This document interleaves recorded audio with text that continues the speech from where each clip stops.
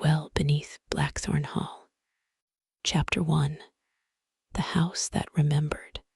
Rain came to Blackthorn Hollow, the way old grudges return slowly at first, then all at once.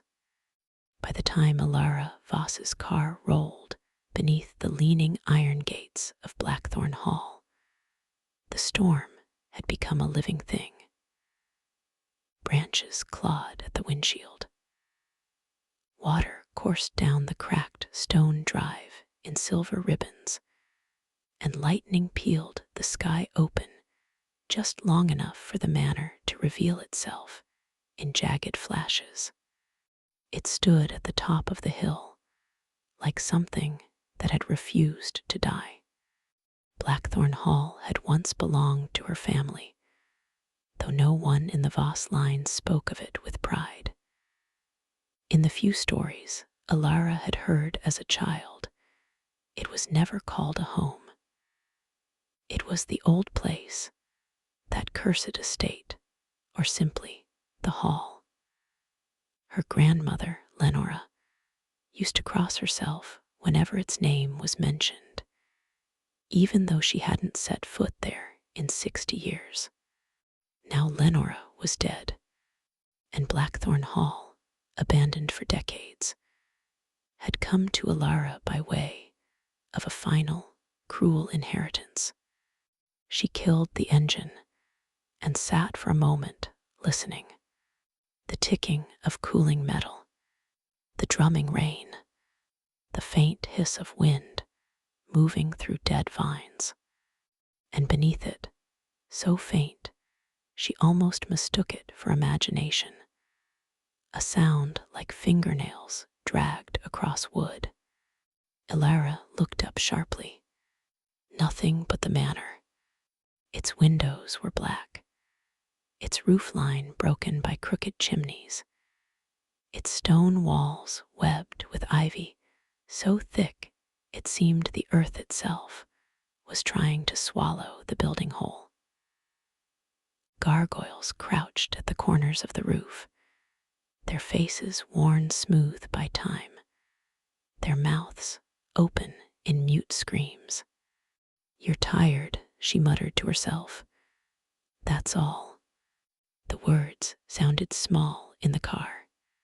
She grabbed her bag, the flashlight from the passenger seat, and the brass key the solicitor had given her. The key was old and heavy, cold as ice despite being in her pocket all day. Her grandmother's handwriting had been tied to it on a yellowing tag. "Do not go below." That was all it said. No explanation, no affectionate farewell, no "I love you." Just 4 words in a shaking hand. Alara had laughed when she first saw it, the bitter laugh of someone who had spent her life on the receiving end of family secrets.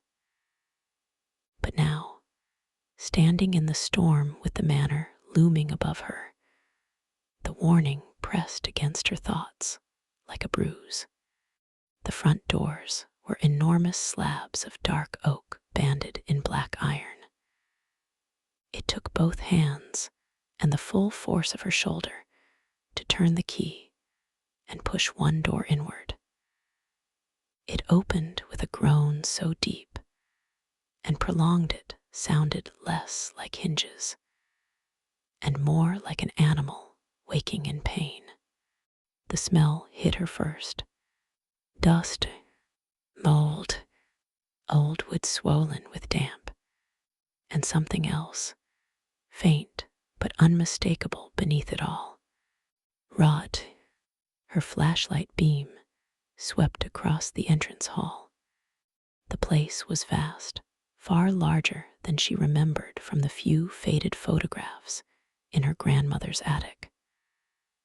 A grand staircase curved upward into darkness. Portraits lined the walls, their varnished faces cracked by age. A chandelier hung overhead, thick with cobwebs, its crystals clicking softly in the draft, like teeth chattering. Thunder rolled through the house, or maybe through the hill beneath it. Alara stepped inside, and the door slammed shut behind her. She yelped, spinning around, pulse leaping into her throat. The wind, she told herself, just the wind. But when she tried the handle, the door resisted for a moment, as though someone on the other side were holding it closed before yielding with a jerking clunk. She let go. Wonderful, she whispered, already haunted. Her own joke failed to comfort her. She moved deeper into the hall, sweeping the flashlight across the portraits. Generations of vases stared back at her. Pale men in dark coats, severe women with high collars and hollow eyes. Children posed too stiffly to look alive. Every face bore the same thin, sharp features she recognized from mirrors and old family albums. All except one. Near the foot of the staircase hung a portrait much older than the rest. Its frame was ornate and blackened with age, the canvas cracked like dry skin. It depicted a young woman in a white morning gown standing beside a stone well. Her hair was long and dark, spilling over one shoulder in a braid. Her hands were clasped at her waist, but the fingers were twisted unnaturally, as though broken. Her face had been slashed, not by time, not by mildew, by something sharp and deliberate. 3 deep gouges had carved across the painted eyes and mouth. Alara stepped closer. A brass plaque at the bottom of the frame read, Marinne Thorne, 1871. Thorn, Alara murmured, not Voss. The beam of her flashlight dipped lower. Someone had scratched words into the wood beneath the plaque. SHE waits below. The letters were crude and jagged, as if carved with a nail. A floorboard creaked behind her. Alara whirled. The entrance hall was empty. Her flashlight trembled in her hand. The beam jittering across the staircase, and the portraits, and the shadows gathered in the corners. Hello, she called, then immediately hated herself for it. Silence. Then from somewhere above, a single slow footstep. She stood frozen. Another step, not the quick scamper of an animal, not settling wood, a measured tread, as if someone were packing across the second-floor landing. Alara forced herself to breathe. Old houses made noise. They shifted. They sighed. Rain and wind could mimic all sorts of things. But the packing continued. One step, then another, then another. She backed toward the front door, without taking her eyes off the upper landing. Lightning flashed through a tall window. For an instant, the landing blazed silver, and a woman stood there, white dress, head bowed, hair hanging forward in wet black ropes. Alara screamed. The light vanished. Darkness swallowed the landing. When the next flash came, it was empty. She lunged for the front door, yanked it open, and stumbled out into the rain, gasping. Cold water hit her face like a slap. She stood on the front steps, heart hammering so hard it hurt, staring at the open doorway. nothing moved inside. Nothing at all. For a long moment, she considered getting back in the car and driving, until Blackthorn Hollow was a bad memory in the rearview mirror.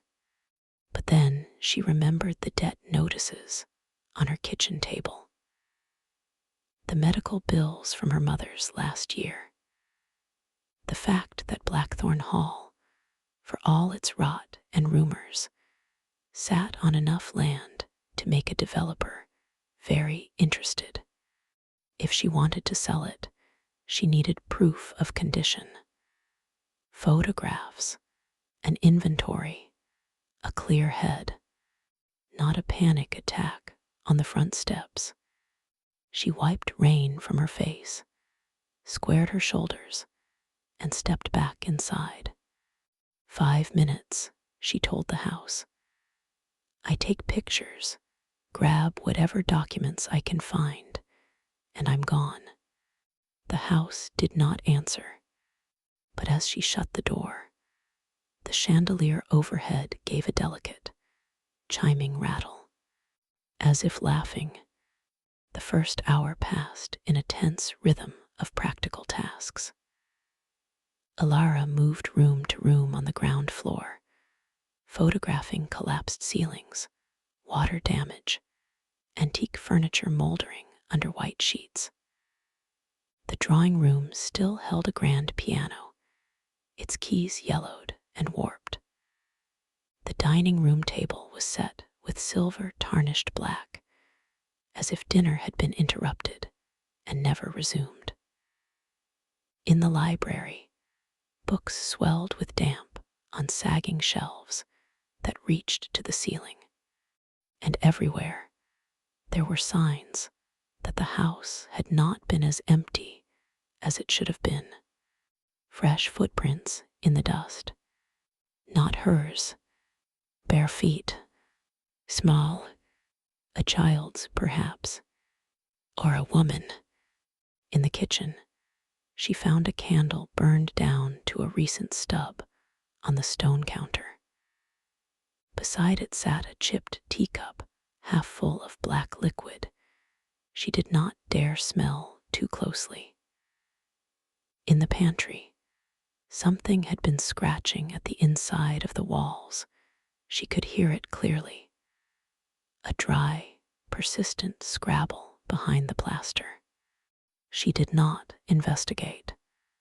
By the time she returned to the entrance hall, the storm outside had worsened. Rain lashed the windows hard enough to blur the world beyond. Her phone had no signal.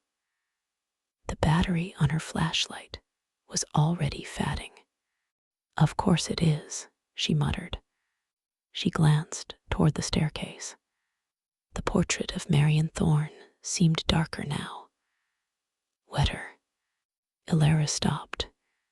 A thin line of water, or something like water, ran down from the bottom edge of the frame, trailing across the wallpaper.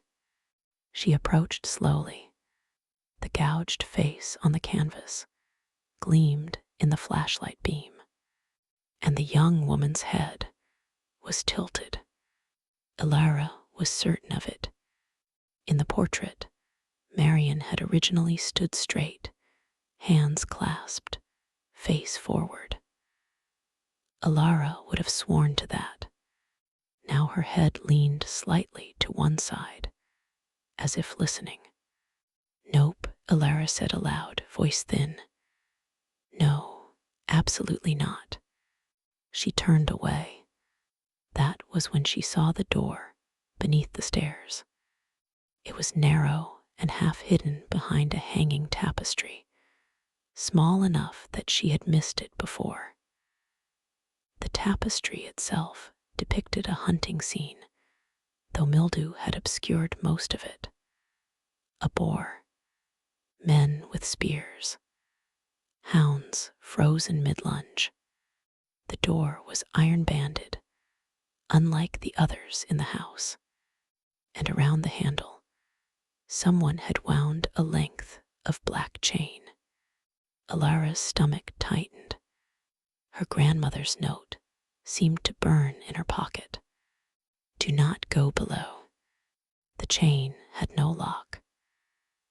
It was merely looped again and again around the latch, as if whoever had bound it had been in too much of a hurry or too frightened to do more than create the illusion of restraint. She should have walked away. Instead, she crouched and shone the flashlight into the gap beneath the door. Darkness, then a whisper, so faint she almost missed it. Delilah. Her blood turned to ice. She dropped backward, scrambling on hands and heels. The whisper came again, clearer this time, seeping through the crack like damp air.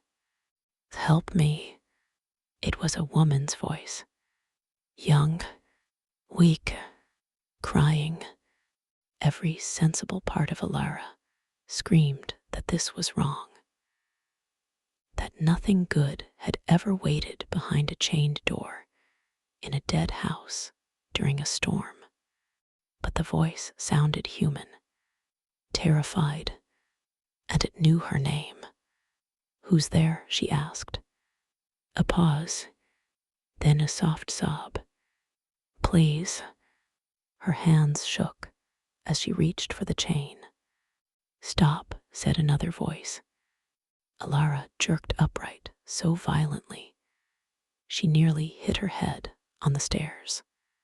An old man stood in the entrance hall. He had not been there a moment before.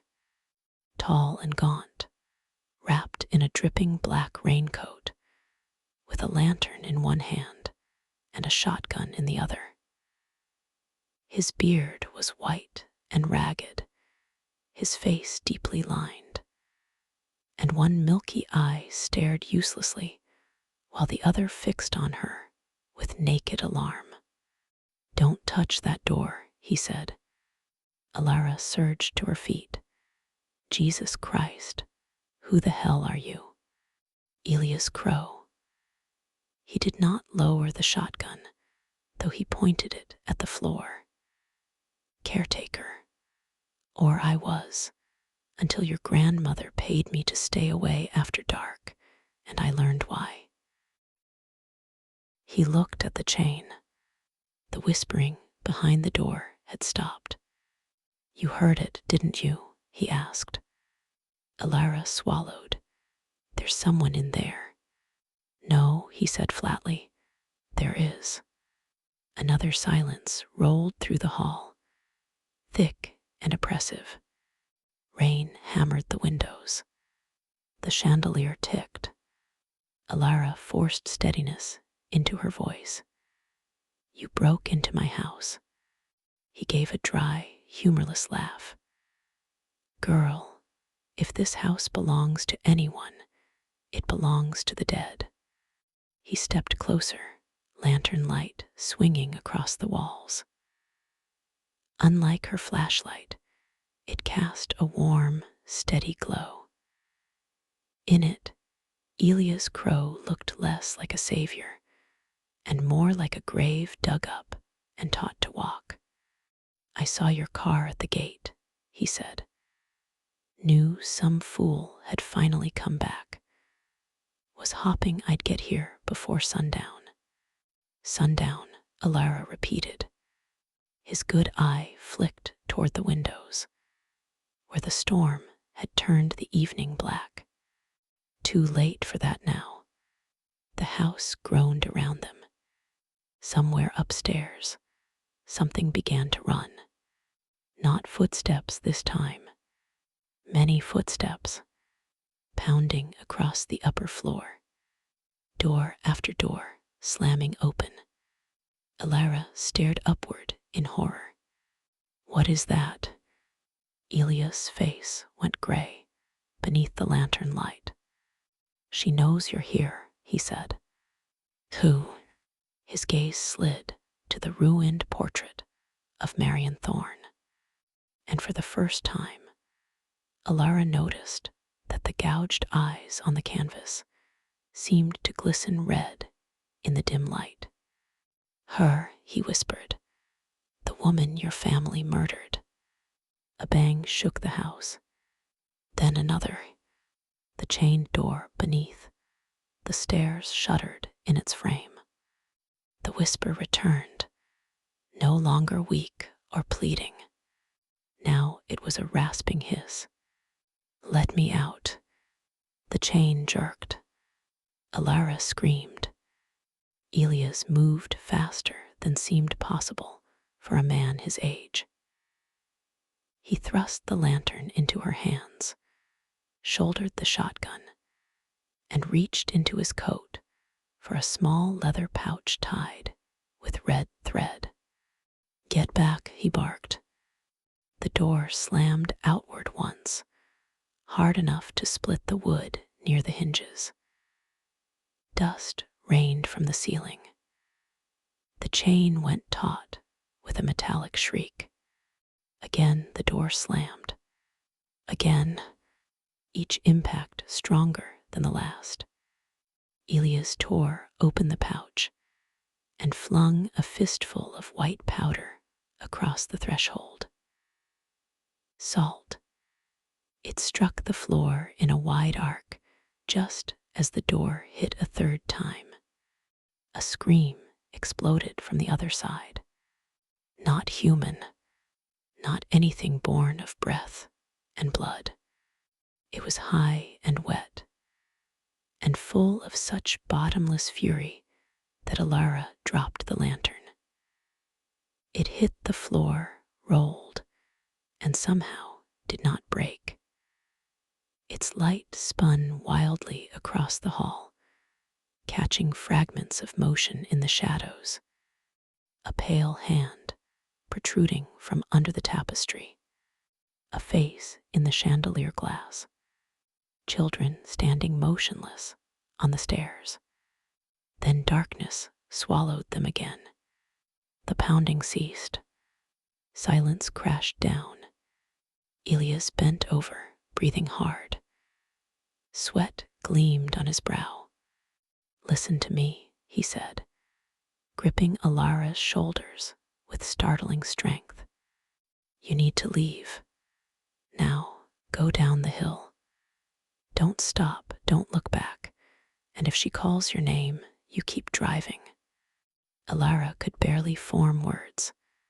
What is she? He looked at the portrait again, then at the chained door, and when he spoke, his voice was full of a terror so old it sounded worn smooth. Marion Thorne was buried in the well beneath this house in 1871, he said. But they buried her alive. Lightning split the sky. For one blinding instant, the portrait of Marion Thorne appeared untouched.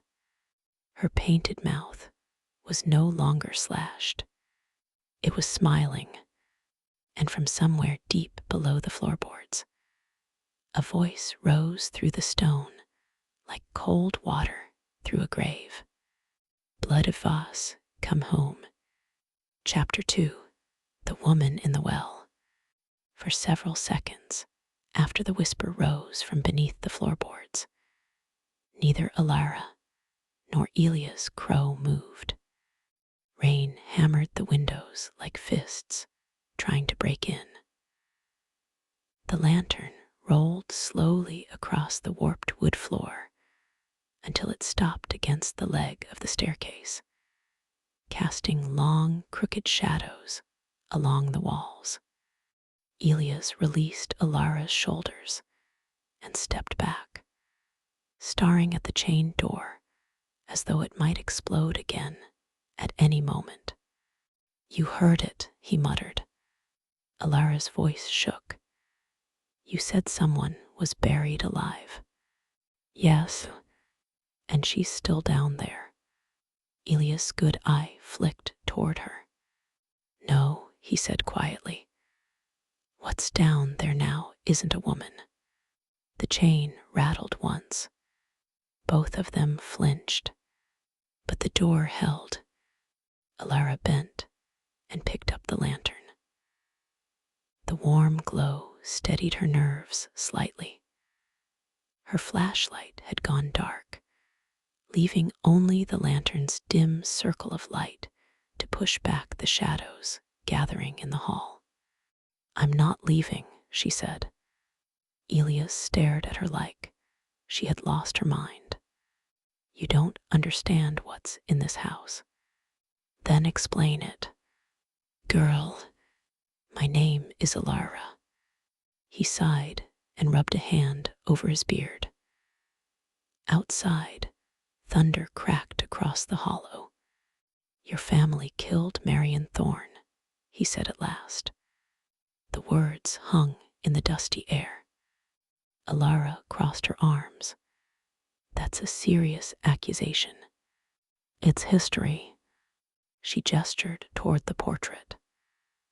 "That painting says she died in 1871. "She didn't die that year," Elias replied. "Not right away." He turned toward the chained door beneath the stairs. "They buried her in the well beneath the house and sealed it with stone." Alara stared. "Why?" "Because she cursed them." Lightning flashed through the tall windows. For an instant, the ruined portrait of Marion Thorne seemed almost alive in the shifting light. Elias continued. "The Thorns lived here before the Voss family. This hill belonged to them. But when gold was discovered in the valley, the Voss patriarch, Edmund Voss, wanted the land. And he killed them. Not all, just Marion." Elias walked slowly across the hall while he spoke. "They accused her of witchcraft. Said she poisoned Edmund's wife. Said crops died because of her. Said livestock sickened." Alara snorted. "Classic." "Yes, but that wasn't why they killed her." Elias stopped beside the staircase. "They killed her because she refused to sell the land." Silence filled the hall. "They dragged her down into the well," he said, "bound her hands, dropped her inside." Alara's stomach twisted. "She starved." "Not exactly." Elias looked toward the chain door. "She screamed." A slow chill crept along Alara's spine. "For 3 days." The wind rattled the windows again. By the 4th night, Elias continued, the screaming stopped. "Because she died." He shook his head slowly. "No." Another pause. "They say the last thing she screamed was a curse on the Voss bloodline." Alara laughed uneasily. "That's folklore." "Maybe," Elias said, "but the well was sealed anyway." "Good." He nodded, except something kept trying to get out. The chain rattled again, this time harder. Alara felt the floor vibrate slightly beneath her feet. Elias moved quickly and scattered another line of salt across the threshold. "Why didn't anyone destroy the house?" she asked. "Because the well sits directly beneath the foundation. So, if you open it," he said quietly, "you free her." They stood in silence again. Then a loud crash sounded from upstairs. Both of them jerked their heads upward. Footsteps thundered across the second-floor hallway. Multiple sets, running, slamming into doors. Children's laughter echoed faintly through the ceiling. Alara gripped the lantern tighter. "You hear that too, right?" Elias nodded grimly. "Those are the others." What others? The people she's taken. Chapter 3. The bones beneath the hall. They found the first body in the library, or rather, what remained of it. A skeleton lay slumped beside the fireplace, wrapped in the rotted remains of a coat. Dust had gathered so thickly over the bones, it took a moment for Alara to realize what she was looking at. Oh God! Elias crouched beside the remains. Henry Walsh, he said quietly. You knew him. Town historian. Came here 20 years ago looking for records. And he died here. Elias pointed at the skull. The jawbone hung open in a silent scream. Something had carved deep scratches into the bone. Looks like he tried to claw his own face off. Alara backed away. Why would he do that? Elias stood slowly. Because sometimes she makes people see things. They continued deeper into the house. The second body lay in the dining room. A woman, still clutching a camera. The lens was shattered. Her spine twisted in a way no human body should bend. Alara felt nausea rising. How many? She whispered. Elias' face hardened. Too many. They returned to the entrance hall. The chained door trembled again. This time, the whisper that came through the crack was clearer. Alara. Her heart skipped. How does it know my name? Elias didn't answer immediately. Instead, he walked to the ruined portrait of Marion Thorne and held the lantern up. The painting had changed. The gouged face was no longer damaged.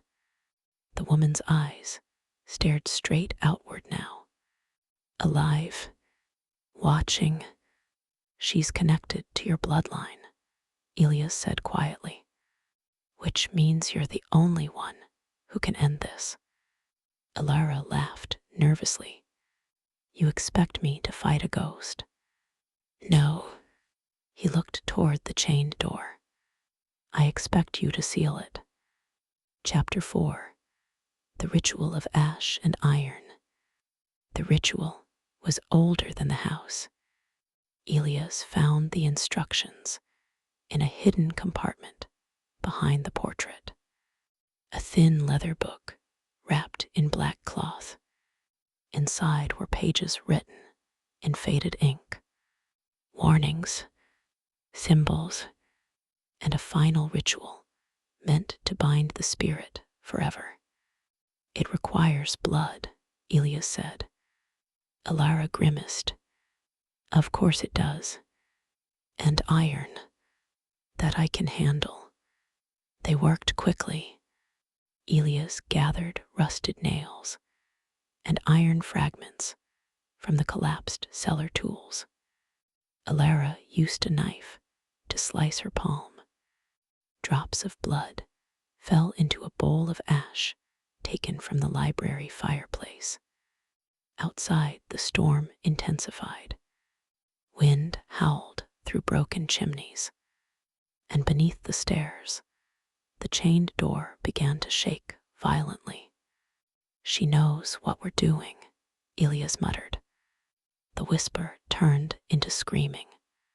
Let me out. The door slammed again. Wood splintered. The chain snapped loose on one side. Now Elias shouted. Alara smeared the blood ash mixture across the iron nails. They hammered them into the floorboards around the door. 1, 2, 3. Each strike echoed through the house. The screaming below grew louder. The door burst open halfway. A hand forced through the gap. Pale, rotting, fingers impossibly long. Alara drove the final nail into the floor. "Finish the circle," Elias yelled. She dragged the last line of ash around the doorway. The moment the circle closed, the house exploded with sound. A shriek rose from the well that shattered every window in Blackthorn Hall. A black shape surged up through the doorway. Marion Thorne, or what remained of her, hair hanging in wet strands, eyes black as pits, skin gray and stretched over bones. She lunged toward Alara and slammed into the invisible boundary of the iron circle. The spirit howled with rage.